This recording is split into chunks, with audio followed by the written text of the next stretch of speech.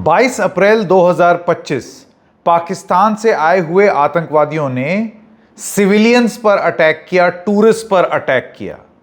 इसके जवाब में जब 7 मई 2025 को ऑपरेशन सिंदूर हुआ तो हिंदुस्तान ने मिलिट्री पर अटैक नहीं किया, सिविलियंस पर अटैक नहीं किया। जो आतंकवादी सेंचुरीज हैं, टेरर सेंचुरीज हैं पाकिस्तान में, ऐसी 9 जगहों पर अटैक किया जहां से आतंकवादी तैयार होकर के हिंदुस्तान में भेजे जा रहे थे।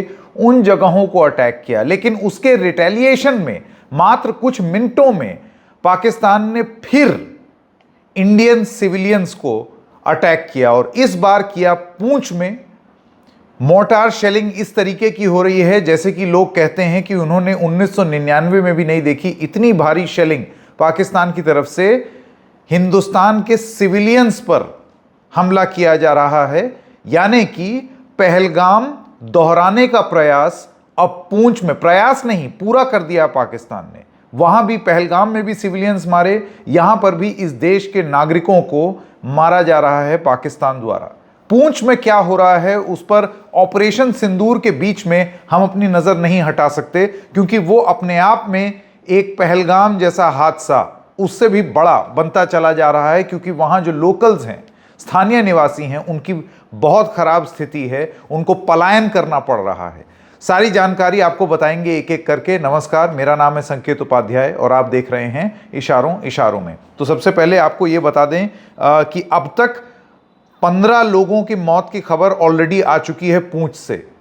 26 लोग मरे थे इस देश के सैलानी, इस देश के नागरिक पहलगाम में, और यहाँ एक दिन में अभी तक 15 की मृत्यु की खबर ऑलरेडी आ चुकी है।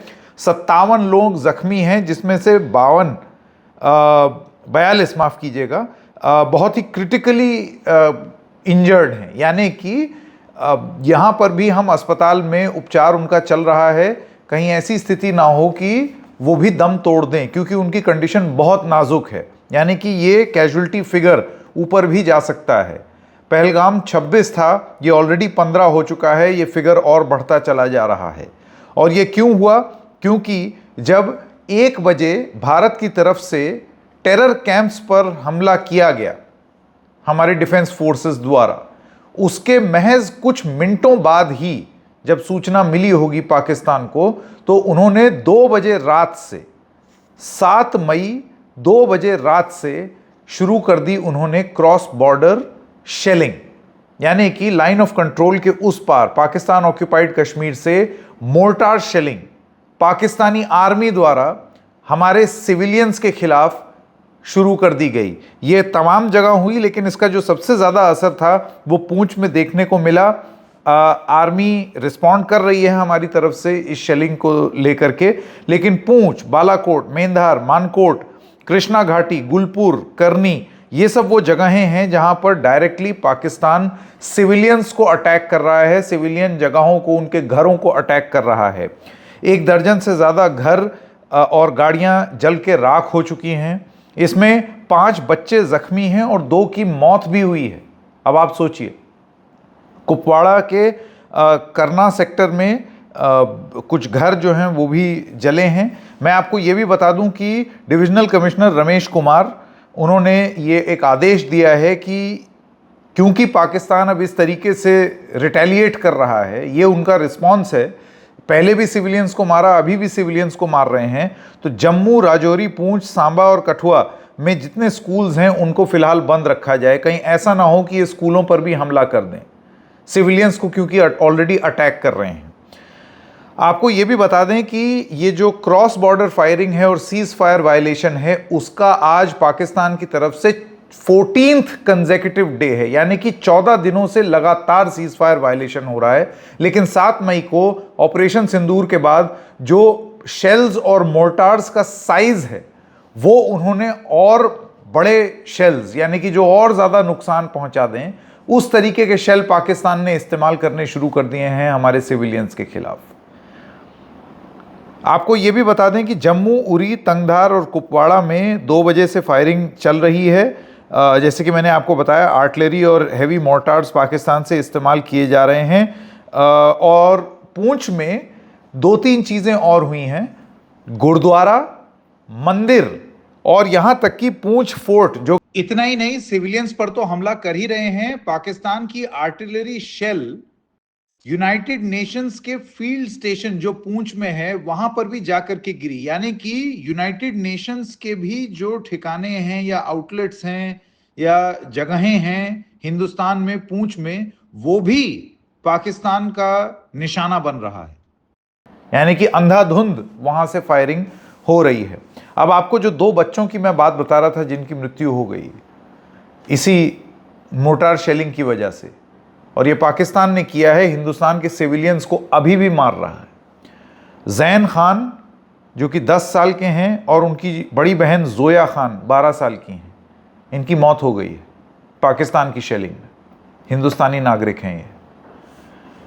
आपको ये भी बता दें कि मनकोट में सरदार नवनीत सिंह ये बताते हैं कि उनके घर में पूरी तरीके से उनके घर की दीवारें तोड़ दी गई हैं इस शेलिंग की वजह से। काला सिंह हैं, उनकी पत्नी बलविंदर कौर की मृत्यु हो गई। 13 साल की उनकी बेटी है, वो जख्मी है और इलाज चल रहा है अस्पताल में। सोचिए, लोग धीरे धीरे करके अब जम्मू की ओर जा रहे हैं, पलायन कर रहे हैं, अपना घर छोड़ने को मजबूर हैं। यानी कि वो वहाँ नहीं रह सकते। प्रशासन भी उनसे कह रहा है कि आप सेफ प्लेसेस पर जाइए, इस एरिया को हम सिक्योर करना चाहते हैं, लेकिन वो शेलिंग बंद नहीं हो रही है। और इस चीज़ की कोई गारंटी नहीं है कि वो शेलिंग कहाँ जाकर के रुकेगी, क्योंकि ऐसा नहीं है कि जम्मू में शेलिंग नहीं हो रही है। जम्मू, राजौरी, पूंछ, सांबा, कठुआ, इन सब जगहों में भी रिपोर्ट्स आई हैं ये क्रॉस बॉर्डर शेलिंग की। आपको ये भी बता दें कि फॉरेस्ट गार्ड्स भी ज़ख्मी हुए हैं जो जंगलों में हैं। इसके अलावा कुछ दुकानदार, उनकी मौत हुई।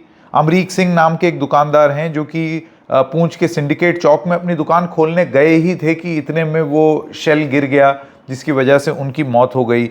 और बहुत सारे लोग जो वहाँ पर इकट्ठा हैं, जिनसे बात की गई, उनका ये कहना था कि हमने इस तरीके की मोर्टार शेलिंग पाकिस्तान की तरफ से सन 99 से नहीं देखी है। यानी कि this is a clear aggression, बिल्कुल एक जंग की तरह सिविलियंस पर हमला करने की हरकत पाकिस्तान की तरफ से दोबारा हुई है। ऑपरेशन सिंदूर के बीच में हम पूंछ को भूल नहीं सकते। आप सोचिए, इस देश के कितने नागरिक, 15 नागरिक ऑलरेडी मर चुके हैं ऑपरेशन सिंदूर के बाद। यह फिगर और ऊपर भी जा सकता है।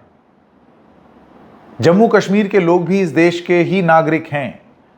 यानी कि ये गुस्सा जैसे कि पहलगाम में था हम लोगों का, क्या वैसा ही गुस्सा जम्मू कश्मीर के पूंछ में मरे हुए लोगों के लिए क्या नहीं होना चाहिए?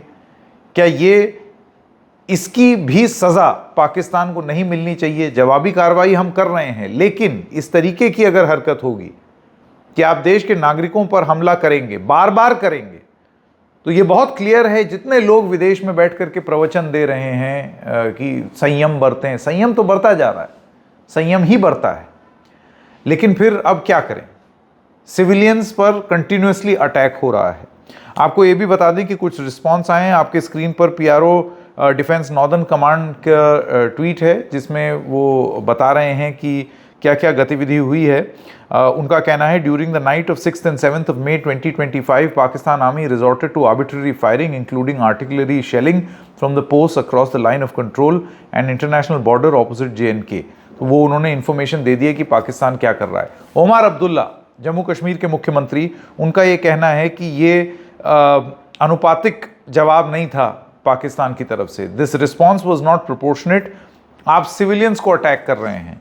हिंदुस्तान ने जो आपने सिविलियंस पर हमला किया उसमें रिस्पॉन्स में टेरर कैंप्स पर अटैक किया, क्योंकि आपने टेरर कैंप्स के खिलाफ एक्शन नहीं लिया। 15 दिन दिए थे आपको, 15 क्या कई दशक दिए हैं। आपने तो पाल पोस के इन आतंकवादियों को बड़ा किया और उन टेरर कैंप्स पे हमला करने की सज़ा आप एक बार फिर सिविलियंस को दे रहे हैं। पूंछ में जो लोग मारे गए हैं, सीधी सी बात है, क्या उनको इंसाफ मिलेगा? और सरकार उनको इंसाफ दिलाने के लिए क्या करेगी, हम देखेंगे। इशारों में बस इतना ही। फिर मिलेंगे, तब तक के लिए नमस्कार।